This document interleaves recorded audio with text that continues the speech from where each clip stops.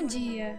Estou feliz por estar aqui com vocês e estou feliz por poder apresentar a parte 2 da última semana e peço que vocês curvem a cabeça para orarmos. Pai Celestial, pedimos do Teu Espírito Santo neste lugar e eu peço humildemente que o Senhor venha e utilize da minha mente, das minhas palavras, para que a sua vontade seja cumprida. E que a cada estudante aqui, o Senhor conceda também o Teu Espírito Santo. Eu peço, Senhor, com nenhum mérito da minha parte, mas confiando em Cristo Jesus, nosso Salvador. Amém. Estou muito feliz por compartilhar esse assunto com vocês hoje. Eu não estudei esse assunto por 1 ou 2 semanas para apresentá-lo. Eu tenho estudado esse assunto por 6 anos. E tem inflamado meu coração, porque Deus me deu crianças que amam ler. E eu estava desesperada porque o que eu deveria fazer? E tínhamos grupos de mães que eu estava fazendo homeschooling com os meus filhos por 18 anos e eu queria ter conhecimento sobre esse assunto, porque eu não queria que meus filhos ou os membros da minha igreja estivessem sendo guiados por qualquer tipo de leitura. E eu sei o porquê isso é importante, porque especialmente se você não usa TV, vídeos na internet muito, você irá recorrer aos livros. O que é um recurso? Você encontra na biblioteca, que pode ser vídeo, áudio, artigos, dissertação, um livro. Então, cada recurso pode ter muitos materiais diferentes. É por isso que eu intitulei recurso. Mas vamos à biblioteca somente para pegar livros emprestados. E é isso que vocês têm mais acesso. Então, é isso que nós vamos focar. Primeira coisa importante fazer quando estiver escolhendo um livro é orar. Senhor, eu quero ler somente aquilo que o Senhor quer que eu leia. Guia minha mente na escolha de um bom livro. Mr. Clark acabou de orar que nosso mundo está em tumulto. Não sabemos quantos dias temos à frente. Podemos ter muitas décadas, podemos ter poucos meses, nós não sabemos, somente Deus sabe. Mas uma coisa eu sei, não temos tempo a perder colocando lixo na nossa mente.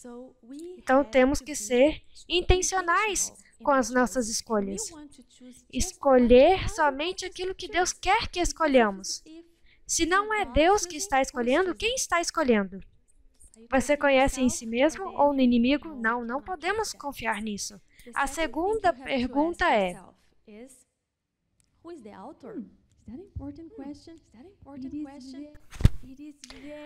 quem é o autor? É essa uma pergunta importante? Sim, sim, é muito, muito importante.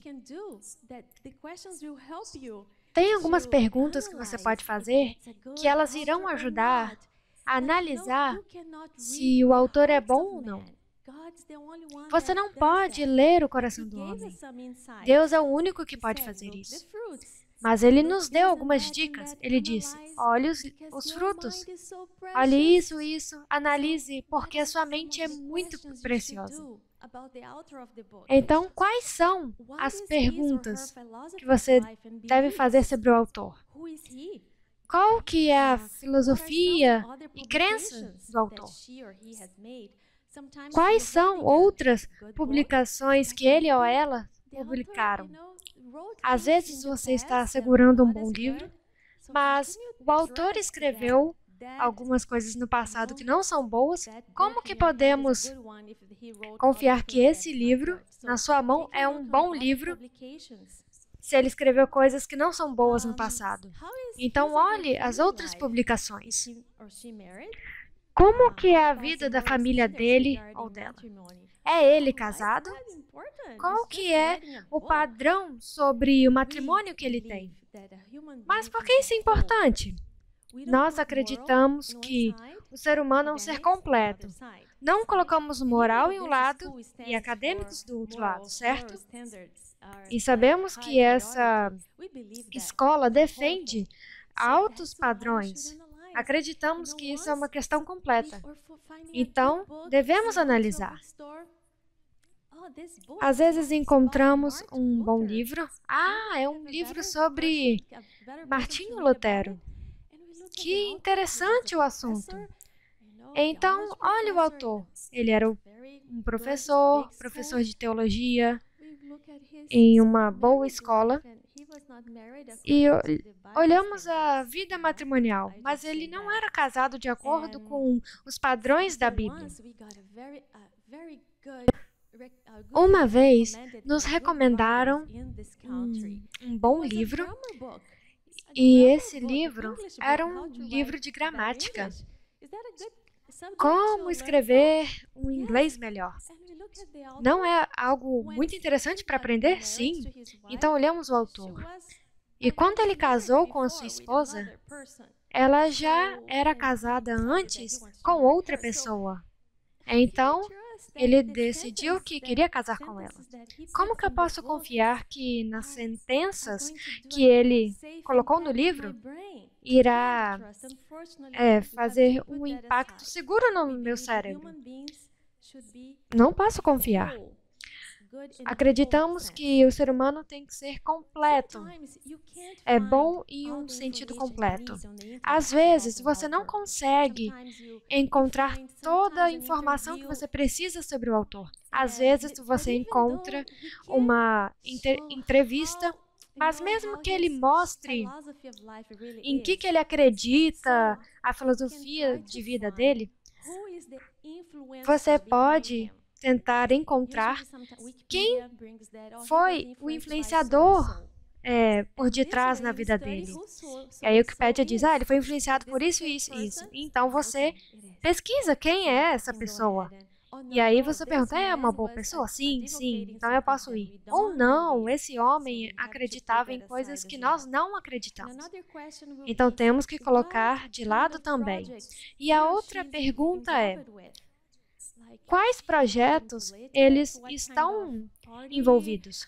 Política, partidos, que tipos de movimentos, se é movimentos feministas. Então, quais são as paixões particulares? E isso nos fala muito, porque o livro, ele irá pregar, ensinar uma filosofia de vida para você. E precisamos ser bem conscienciosos quanto a isso. Precisamos fazer isso? Sim, porque Deus disse para fazermos.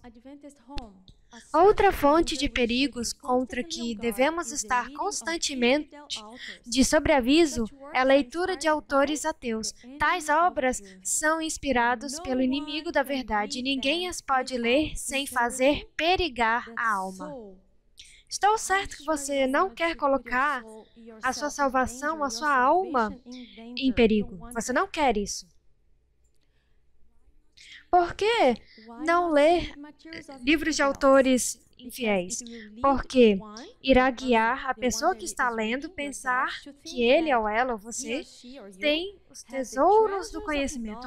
Estou aprendendo muito, esse novo conhecimento, muitas coisas, enquanto os conhecimentos superficiais não vale a pena. Faz eles ficarem jactanciosos, satisfeitos, enquanto estão ignorantes. Não é uma realidade triste? Você está enganando a si mesmo e pensando, estou ficando inteligente, e na realidade você está ficando tolo. Então não queremos isso. Outras razões, o porquê de não ler esses autores. Porque enquanto eles pensam que eles são sábios, na verdade eles são tolos. Porque a pessoa que decide estudar esses autores está obtendo um treinamento que o habilita a ser servo de Satanás.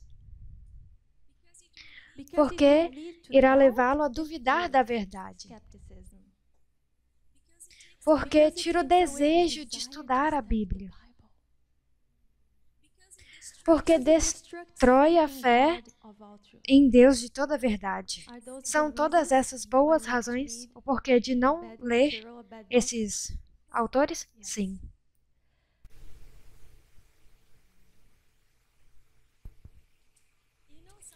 Algumas vezes os autores podem mudar seu pensamento. Meu marido tinha uma professora que, antes de se converter, ela escreveu um livro direcionado aos professores de teologia. E depois que ela se converteu, ela disse: "Não leia meu livro, queime o meu livro. Eu estava errada. Agora eu descobri a verdade e irei publicar a verdade." Mas você acha que ela será capaz de recapitular? É algo muito difícil de não fazer. Então devemos ser bem intencionais nessa questão.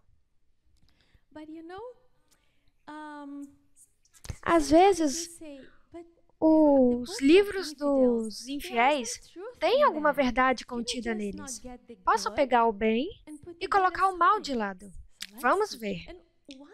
E por que, se os autores não são boas pessoas, fiéis, por que eles escreveram boas coisas em seus livros?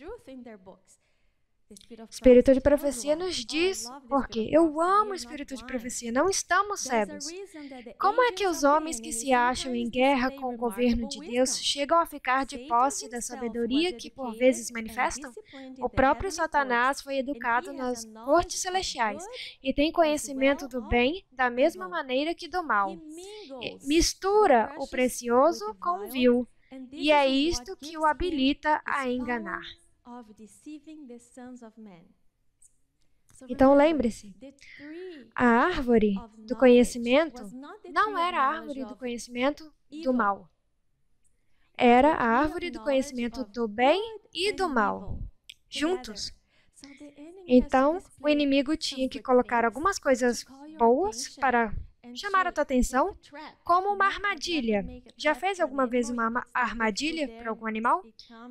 Coloca alguma coisa boa dentro e pega o animal. É isso que ele faz. Por isso que ele tem o erro e a verdade juntos.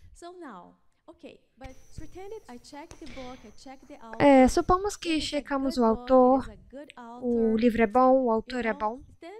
Então, devo pegar o livro? O que vocês acham? Ainda não.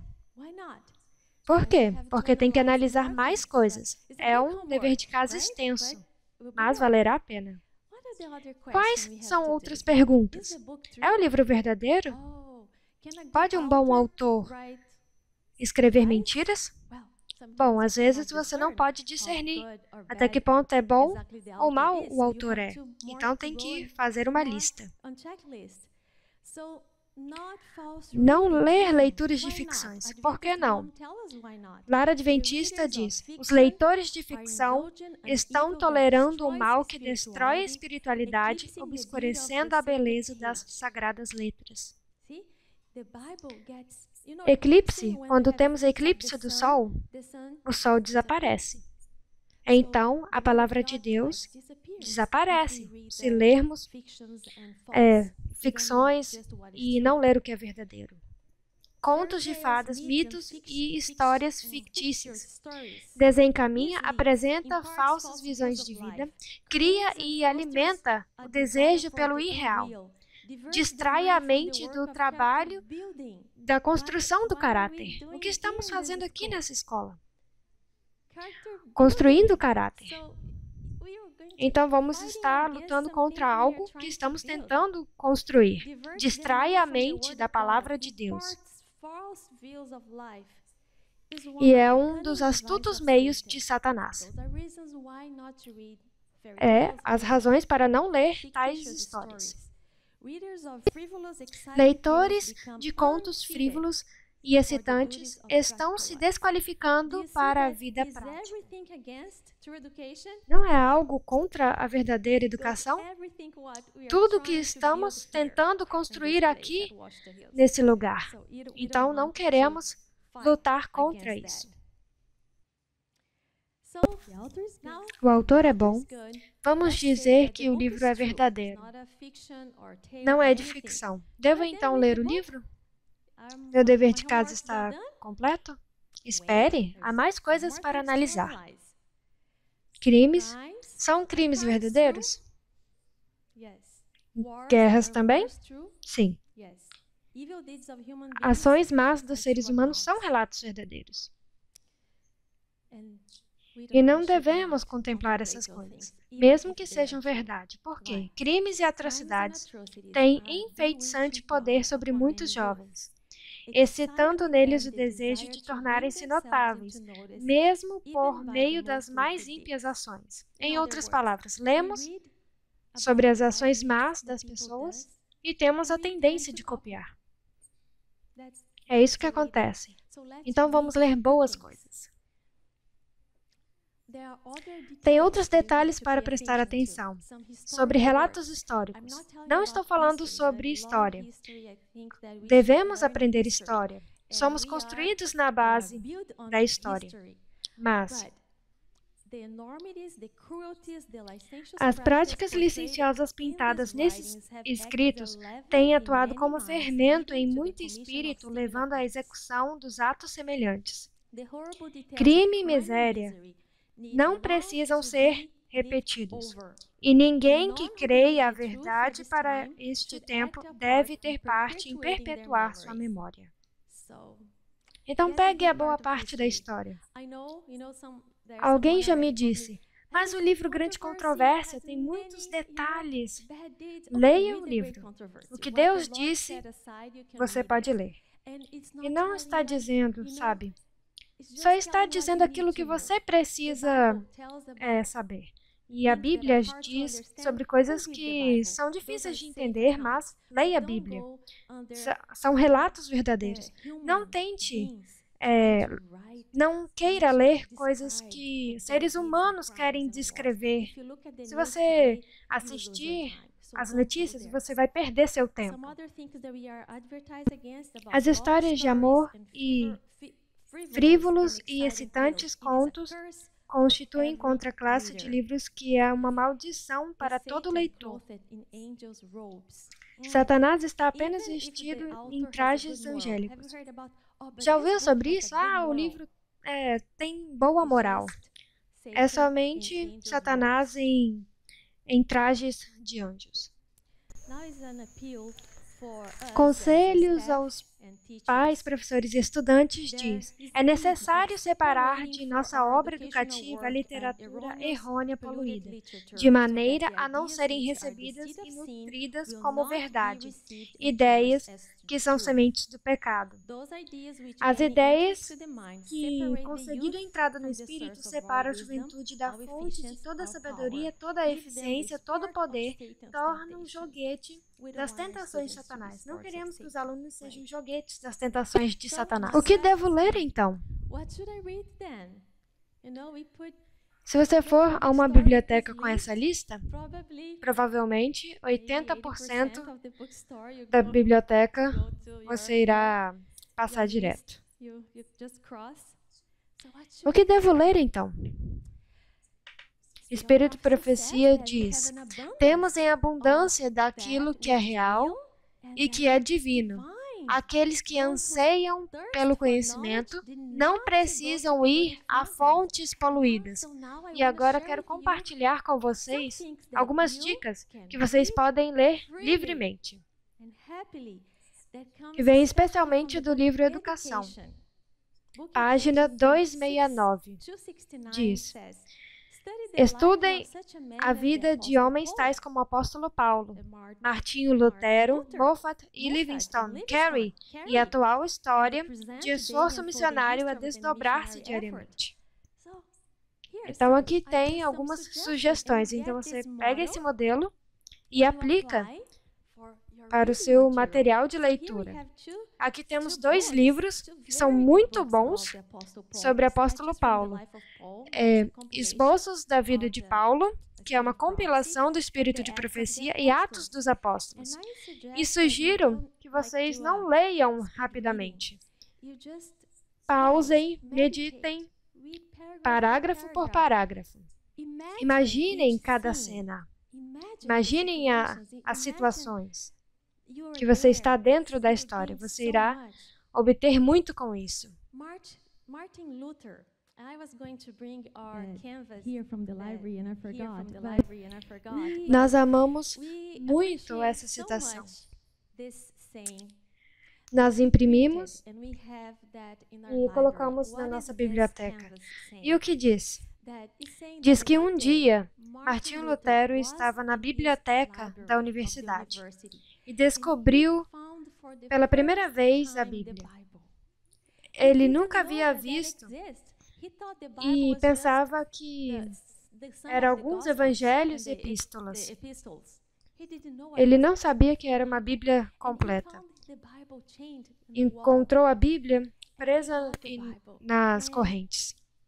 E diz assim: com uma mescla de temor e curiosidade, ele se debruçou sobre as sagradas páginas. Com um pulso acelerado e coração palpitante, ele leu por si mesmo as palavras da vida, detendo-se e exclamando: "Oh, se Deus me desse tal livro!" Anjos celestiais estavam ao seu lado e raios de luz vindos do trono de Deus revelavam os tesouros da verdade à sua compreensão. Grande controvérsia. Você consegue imaginar você tendo acesso à sua Bíblia quando fosse à universidade pela primeira vez? O quão libertador e alegre seria. Aqui temos outras pessoas que Ellen White citou. Robert Moffat. Muito interessante esse missionário. Veja quanta bagagem de conhecimento ele estava levando com ele. Parece que ele foi treinado em um ambiente educacional. Ele foi um missionário na África do Sul, mas ele também era um carpinteiro, jardineiro, impressor, ferreiro, fazendeiro, escritor, construtor. Ele foi o tradutor da Bíblia e o livro O Peregrino. Foi o sogro de David Livingstone. E pelos últimos 12 anos da sua vida, ele foi um orador na Inglaterra. Ele queria convencer os jovens para serem missionários para Deus. Essa é uma dica que essa pessoa vocês deveriam estudar a vida dele. David Livingstone. Um médico, explorador, abolicionista, missionário na África do Sul, quase foi morto por um leão. É bem interessante ler esse relato. E ele carrega nos seus braços as cicatrizes desse incidente, o resto da sua vida. Esse fato aqui eu escrevi porque é bem interessante. Quando ele era criança e ele estudava, trabalhava 14 horas por dia. Então, quando você ficar cansado de fazer seus deveres, dever operacional, de escola, lembre-se de David Livingstone. Ele trabalhava de 6 da manhã a 8 da noite. Não me pergunte a que horas que ele fazia o seu dever de casa. Ele fazia, porque ele se tornou médico, explorador.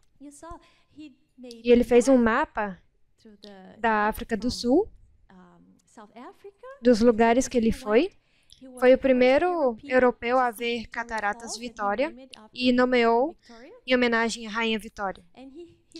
E seu lema era 3 Cs: cristandade, comércio e civilização, pelos lugares que ele foi. E ele casou com Mary Moffat, filha de seu mentor. William Carey foi missionário na Índia por mais de 40 anos, pastor, pregador, escritor, professor de gramática, fundador de universidade, protetor das viúvas, porque na Índia, quando o marido morre, eles acreditam que a esposa tem que ser morta também. Então ele se levantou contra isso também. Traduziu a Bíblia para o idioma bengali e outros dialetos. Mais dicas de leitura para vocês. Prestem atenção. Ellen White, no livro Educação, diz: estudem eles todos os países à luz do esforço missionário e familiarizem-se com os povos em suas necessidades. O que isso significa na prática? Tenho aqui alguns livros que são exemplos disso. Que tal estudar sobre a China através da vida dos missionários? Somos missionários na China.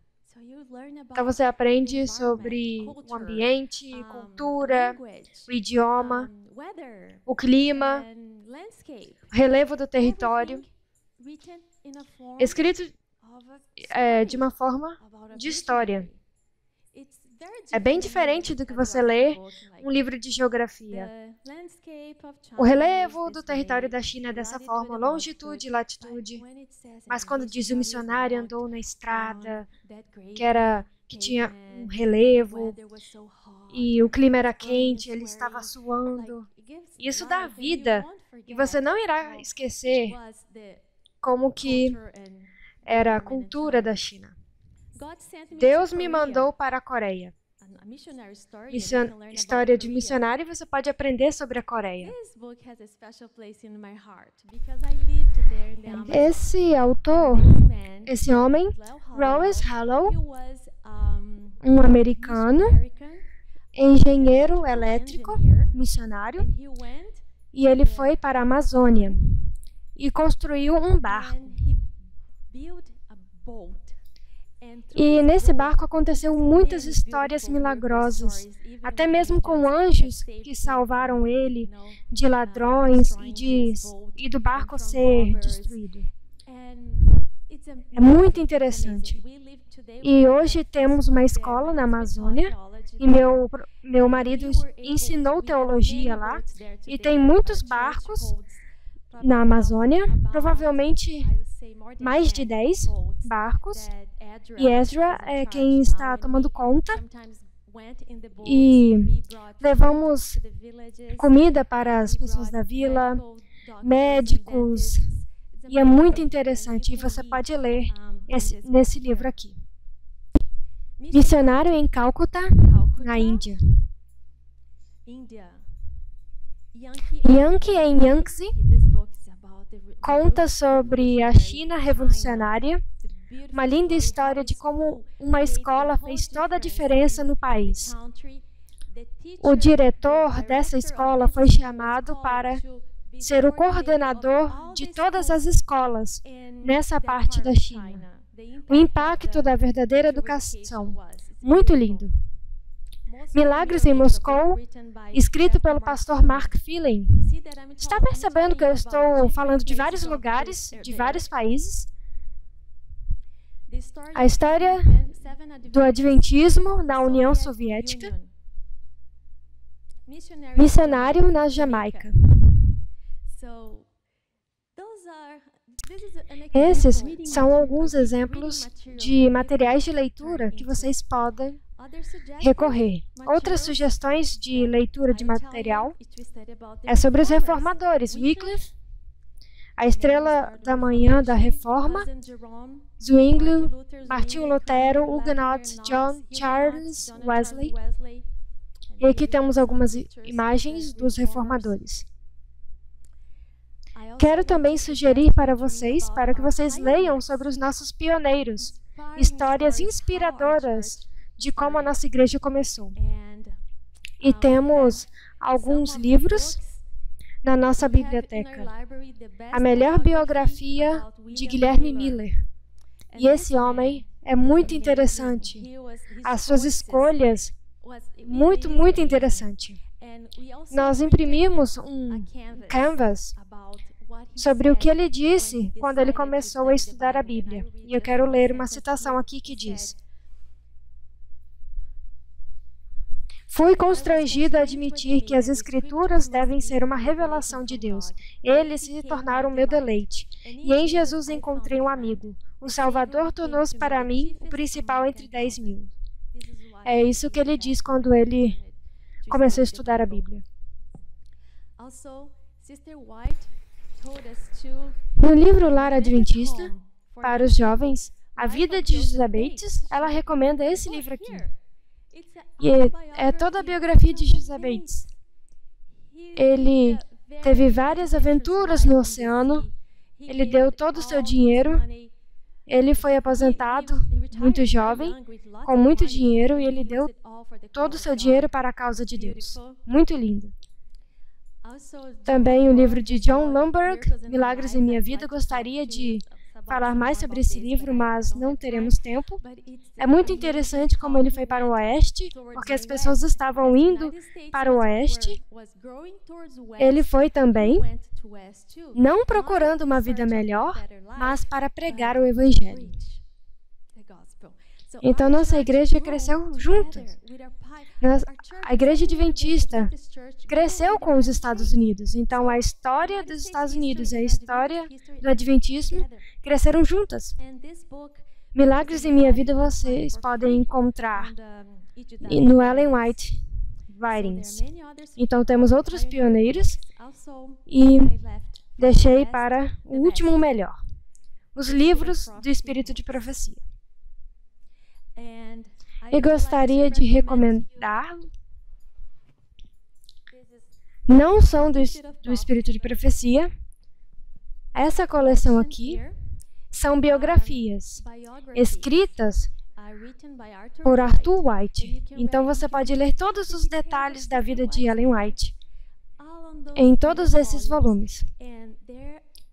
E eu conheci uma família que leu toda essa coleção, cada dia lendo um pouquinho. Muito feliz porque pedimos 2 coleções.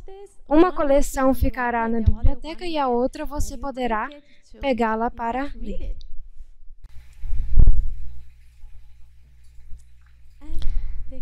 E o melhor livro já escrito é a Bíblia. Você sabia que a biblioteca contém coleção de livros, e a Bíblia é uma coleção de 66 livros. Então, quando você carrega a Bíblia com você, você está carregando uma biblioteca com você.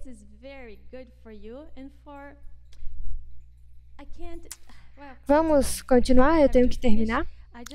Eu quero falar algo para vocês. A Bíblia é ainda um livro atacado hoje. Preste atenção a isso. Esse artigo de 2016 é muito interessante e não podemos pular essa parte aqui. A Bíblia é de CBN News 2016, é recente, é um artigo muito triste falando sobre a Bíblia. Que a Bíblia é ainda um livro que é atacado. A Bíblia é um dos livros mais desafiantes em escolas públicas e bibliotecas, de acordo com a Associação Bibliotecária Americana, que diz que pais que reclamaram que a biblioteca está violando a divisão de igreja e Estado quando colocam a Bíblia em suas prateleiras. E a Associação Bibliotecária Americana diz que os pais e grupos que protestaram contra a Bíblia são muitos os que protestam contra livros altamente profanos, agenda trans e conteúdo gráfico sexual. Fiquei muito triste quando li esse artigo, mas aqui temos a Bíblia em várias versões em nossas prateleiras. Por que a Bíblia é muito atacada hoje em dia?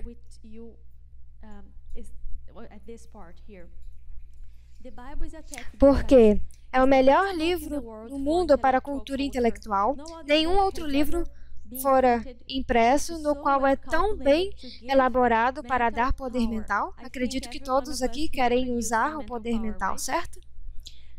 Mostra a condição da alma. É o único livro que nos fala o que fazer para ser salvo e mostra o caminho para a vida eterna. Por que a Bíblia é ainda atacada hoje? Não somente contém a história da criação, mas a descrição do mundo vindouro, contém instruções sobre as maravilhas do universo, revela o autor dos céus e terra, desvenda um sistema simples e completo de teologia e filosofia, desperta em todo o coração a gratidão mais sincera e é a revelação de Deus ao homem. E o que a Bíblia faz com o seu intelecto? O intelecto será disciplinado, enobrecido, purificado, refinado, fortalecido. E o que faz com a sua mente? Será enlarguecida, expandida, elevada e terá novo vigor. E se você estudar a Bíblia com oração, as faculdades serão enriquecidas, o eu será humilde, Deus e sua verdade serão exaltados, os anjos de Deus estarão perto para ajudar, uma influência elevada será exercida sobre outros pelo estudante da Bíblia. O melhor livro escrito de todos é a Bíblia. E se você esquecer de alguma coisa que eu disse isso, lembre Filipenses 4:8. Quanto mais, irmãos, todo livro que é verdadeiro, todo livro que é honesto, todo livro que é justo, todo livro que é puro, todo livro que é amável, todo livro de boa fama, se há algum louvor, leiam esses livros. Inclina o teu ouvido e ouve as palavras dos sábios e aplica o teu coração ao meu conhecimento, para que a tua confiança esteja no Senhor. E lembre-se, aqui, o temor do Senhor é o princípio da sabedoria. O temor do Senhor é o princípio do conhecimento. Eu quero apelar para você que você nunca pegue algo ruim para colocar na sua mente. Proteja a sua mente. Deus quer que você use a sua mente, seu intelecto para Ele. E Ele quer que você seja feliz. Satanás não quer que você seja feliz. Que o Senhor possa usá-lo, que você possa sempre fazer boas escolhas para a sua honra e glória. Vamos orar. Pai Celestial, agradecemos muito pela sua sabedoria, porque o Senhor não nos deixou cegos. Nós temos o conhecimento que precisamos para fazer boas escolhas. Nos ajude, Senhor, a colocar a Tua palavra acima de todos os livros do Espírito de Profecia. Nos ajude a dedicar tempo para estudar esses livros, para que não sejamos levados para ideias tolas. Nós queremos ser sábios. Nós queremos ser sábios para o Senhor. Nós queremos usar nosso talento para a Tua honra e glória. Pedimos o Teu Espírito Santo esteja com cada um de nós. Em nome de Jesus oro. Amém.